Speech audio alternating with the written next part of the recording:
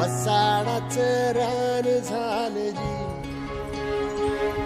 अर मातीच्या पोटात अस्मानाचं बळ, माऊलीची लाज राखजी.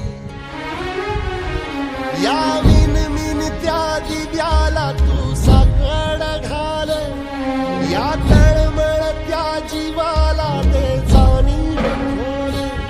दे धग धग त्या इकाराला माईची ओल, रख रख त्या भुईला दे घामाचं मोल. ओली निंदनी पेरणी ढळून जिंदगानी, कुंब्याचं सार